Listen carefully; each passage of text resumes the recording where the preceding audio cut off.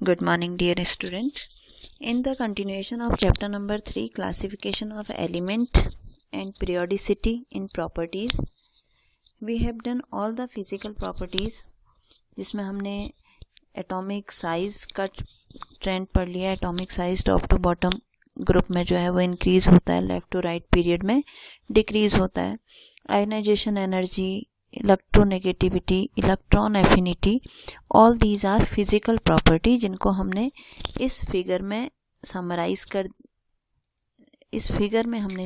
कर दिया है कि किस तरीके से इलेक्ट्रोनेगेटिविटी, इलेक्ट्रॉन गेन एंथैल्पी जो है वो इंक्रीज या फिर डिक्रीज होती है. आप इस फिगर को अपनी कॉपी में बना लेंगे तो सारी प्रॉपर्टीज आपको एक साथ मिल जाएंगी और आपको बहुत ज़्यादा सोचने की ज़रूरत नहीं पड़ेगी. ठीक, अब हम आगे बढ़ते हैं इसी में केमिकल प्रॉपर्टीज़ पे. पीरियोडिक ट्रेंड इन केमिकल प्रॉपर्टीज़. केमिकल प्रॉपर्टीज़ में बहुत सारी चीज़ें आती हैं, जैसे नेचर ऑफ कंपाउंड, के आयनिक होंगे या कोवलेंट होंगे, किस तरीके के कंपाउंड फॉर्म करेगा, वैलेंसी क्या होगी, ऑक्सीडेशन स्टेट क्या होगी, या फिर diagonal relationship, inert pair effect. ऐसी बहुत सारी चीज़ें आती हैं जो अभी हम नहीं पढ़ने वाले हैं. We will talk about only valency और ऑक्सीडेशन स्टेट. वैलेंसी जो है वो बहुत इंपॉर्टेंट प्रॉपर्टी है पीरियोडिक टेबल में, और हमें समझ में कैसे आती है, बाय इलेक्ट्रॉनिक कॉन्फ़िगरेशन. अब आपको इलेक्ट्रॉनिक कॉन्फ़िगरेशन लिखना आ गया है, आपको जो पहले से आता था उससे भी आप बता सकते हैं कि वैलेंसी क्या होगी. ठीक, जनरली वैलेंसी जो टर्म है वो दिया जाता है कि number of electron in the outermost shell. ठीक है, आउटर में उस सेल में जितने भी इलेक्ट्रॉन होंगे उनको हम वैलेंसी कहेंगे, या फिर number of electron equal to 8 minus number of valency is equal to 8 minus number of electrons. जैसे फॉर एग्जांपल हम ये कहें कि सोडियम का अगर एग्जांपल लेते हैं, कॉन्फ़िगरेशन आप अगर सिंपल लिखना चाहें तो 281, आउटर मोस्ट जो शेल है उसमें एक इलेक्ट्रॉन, तो वैलेंसी भी कितनी हो गई, 1. इसी तरीके से अगर आप ऑक्सीजन का लिखना चाहते हैं तो आप ऑक्सीजन का लिखते हैं 2 6, तो आउटर मोस्ट ऑर्बिट में हो गए कितने इलेक्ट्रॉन, 6. तो उसकी वैलेंसी आप 6 नहीं कहते हैं, 6 भी कह सकते हैं, वैलेंसी उसकी 8 माइनस 6 2 भी कह सकते हैं.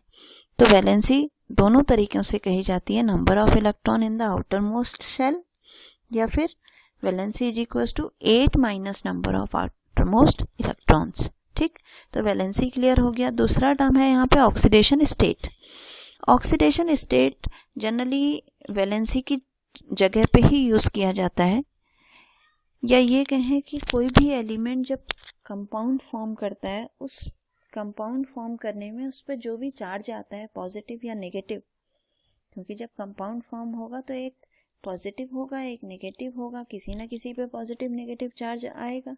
तो उस एलिमेंट पे जो भी चार्ज आता है उसको हम कह सकते हैं ऑक्सीडेशन स्टेट, या नंबर ऑफ बॉन्ड वो जितने फॉर्म कर रहा है, that is known as oxidation state.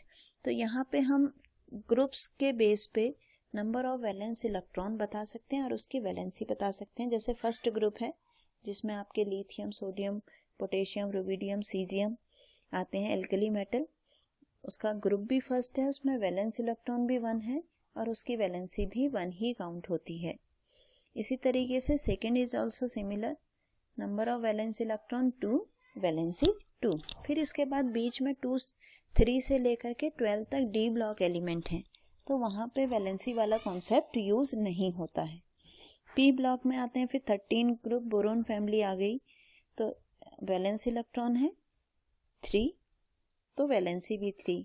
14 में 4 हैं तो वैलेंसी 4.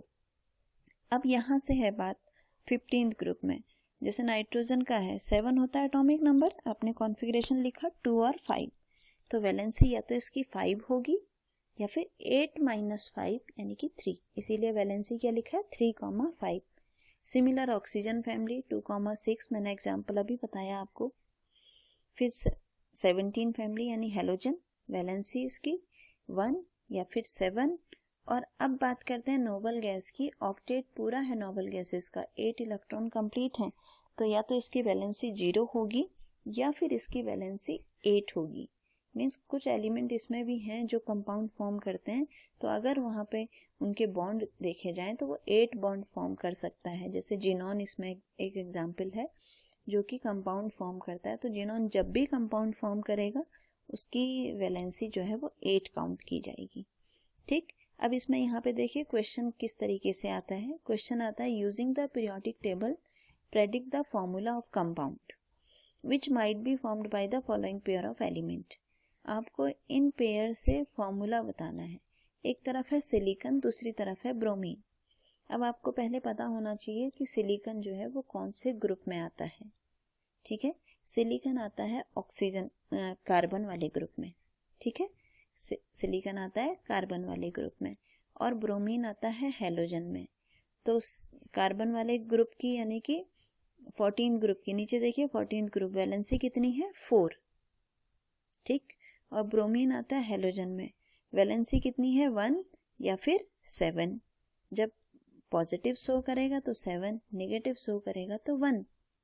अब यहाँ पे SI और सिलिकॉन और ब्रोमीन में से कौन सा पॉजिटिव और कौन सा नेगेटिव होगा वो देखने के लिए आपको इनकी पोजीशन पता होनी चाहिए। ब्रोमीन बिल्कुल राइट में आता है तो नेगेटिव एलिमेंट है तो नेगेटिव ऑक्सीडेशन स्टेट शो करेगा। सिलिकॉन का कितना होना चाहिए 4 और ब्रोमीन का होना चाहिए -1। तो फॉर्मूला इसका क्या बनना चाहिए SiBr4। आपको पता है ना जो ये नीचे सबस्क्रिप्ट लिखी जाती हैं ये क्रॉस में जाती हैं। अगर सिलिकॉन का 4 है तो Br4 आ जाएगा, Br का 1 था तो सिलिकॉन 1। ठीक, देखो दूसरा example aluminium and sulphur. Aluminium कहाँ आता है, एल्यूमिनियम आता है बोरोन फैमिली में। तो एल्यूमिनियम की वैलेंसी कितनी है 3। दूसरा क्या है सल्फर, सल्फर आता है किसमें ऑक्सीजन फैमिली में, इसकी वैलेंसी 2 या फिर 6। अब पॉजिटिव वाले के साथ है तो 2 होगी। ठीक है, अब एल्यूमिनियम की 3, सल्फर की 2। यहाँ देखो एल्यूमिनियम के ऊपर लिखो 3, S के ऊपर लिखो 2 और फिर उनको क्रॉस कर दो इस तरीके से तो हो जाएगा Al2S3। ये क्वेश्चन आपके एग्जाम में आते हैं कंपाउंड के फॉर्मूला लिखने के लिए। ठीक है, अब इसके आगे ये देखिए इस तरीके के कंपाउंड फॉर्म होते हैं तो ये क्वेश्चन आपके आते हैं। इसके बाद एक टर्म इसमें है डायगोनल रिलेशनशिप। डायगोनल रिलेशनशिप जो है वो जनरली सेकेंड और थर्ड पीरियड में, किसमें सेकेंड और थर्ड पीरियड में, ध्यान से देखिएगा, सेकेंड और थर्ड पीरियड के जो एलिमेंट होते हैं वो एक दूसरे के साथ डायगोनली सिमिलर प्रॉपर्टी शो करते हैं। ये आपका सेकेंड ग्रुप का एलिमेंट है, ये आपका सेकेंड पीरियड के एलिमेंट है, ये थर्ड पीरियड के एलिमेंट है। ये डायगोनली एक दूसरे के साथ सिमिलर प्रॉपर्टी शो करते हैं, जैसे लिथियम मैग्नीशियम के साथ, बेरिलियम एल्यूमिनियम के साथ सिमिलर प्रॉपर्टी शो करते हैं। इसी को कहा जाता है डायगोनल रिलेशनशिप। देखिए जैसे मेटेलिक रेडियस लिथियम की है 152, मैग्नीशियम की है 160, दोनों का साइज ऑलमोस्ट सेम है। इसी तरीके से आयनिक रेडियस देखिए दोनों की ऑलमोस्ट सेम है। तो बहुत सारी ऐसी प्रॉपर्टी हैं जो सेकेंड और थर्ड पीरियड के एलिमेंट एक दूसरे के डायगोनली प्रॉपर्टी शो करते हैं। और इसका रीजन क्या है, इसका रीजन है ये देखो, anomalous behaviour is attribute to their small size and charge ratio. Size upon charge ratio, इसका साइज छोटा है, इस पे न्यूक्लियर चार्ज कम है, इसका साइज बड़ा है तो इसका न्यूक्लियर चार्ज भी उतना ही ज़्यादा है। अगर हम इसका रेशियो निकालें साइज अपॉन चार्ज का और इसका रेशियो निकालें साइज अपॉन चार्ज तो दोनों का रेशियो सेम आता है। इसी को हम कहते हैं डायगोनल रिलेशनशिप। ठीक, ये बस आपको इतना ध्यान रखना है, सिर्फ सेकेंड और थर्ड पीरियड में होती है। ठीक, इसके बाद आपका periodic trend and chemical reactivity है। केमिकल रिएक्टिविटी में सिर्फ हम इतना पढ़ते हैं कि दूसरे ऑक्सीजन के साथ रिएक्ट करके क्या फॉर्म करेगा, हाइड्रोजन के साथ रिएक्ट करके क्या फॉर्म करेगा। तो सबसे पहले हम बात कर लेते हैं ऑक्साइड्स की। जैसा आपको पता है कि हम ग्रुप में टॉप टू बॉटम जा रहे हैं तो मेटेलिक करैक्टर इंक्रीज होता है, लेफ्ट टू राइट जा रहे हैं तो नॉन मेटेलिक करैक्टर इंक्रीज होता है। तो जनरली ऑक्साइड्स के साथ सबसे पहले हम ऑक्साइड्स के साथ ये ऑक्सीजन के साथ कंबाइंड होके ऑक्साइड्स बनाते हैं। और ऑक्साइड्स जो है वो 3 तरीके के होते हैं, एसिडिक, बेसिक और न्यूट्रल, जिनको एम्फोटेरिक हम कहते हैं। बेसिक ऑक्साइड्स होते हैं जैसे Na2O, बेसिक ऑक्साइड्स होते हैं जो कि H2O के साथ अगर इस ऑक्साइड की रिएक्शन करा दें तो ये एल्कली बनाएगा, बेस बनाएगा NaOH। एसिड होते हैं जैसे ये है Cl2O7, अगर इसके H2O के साथ रिएक्शन करा देंगे तो ये एसिड बनाएगा HCl या HClO4। तो ऐसे ऑक्साइड्स जो वाटर के साथ मिल करके बेस बनाते हैं वो बेसिक ऑक्साइड होते हैं। ऐसे ऑक्साइड जो वाटर के साथ मिल करके एसिड बनाते हैं वो एसिडिक ऑक्साइड होते हैं। और जो दोनों की तरह बिहेव कर सकते हैं वो एम्फोटेरिक ऑक्साइड्स होते हैं। ठीक है, तो यहाँ पे ये क्वेश्चन है कि एक बेसिक ऑक्साइड आपको ये केमिकल रिएक्शन विद वाटर से आपको शो करना है कि ये बेसिक है या फिर ये एसिडिक है। बेस के साथ NaOH बन गया और यहाँ H2O के साथ HClO4 बन गया, तो एसिड और बेस को ये शो करता है। और इसी के साथ ये आपका चैप्टर खत्म हो गया।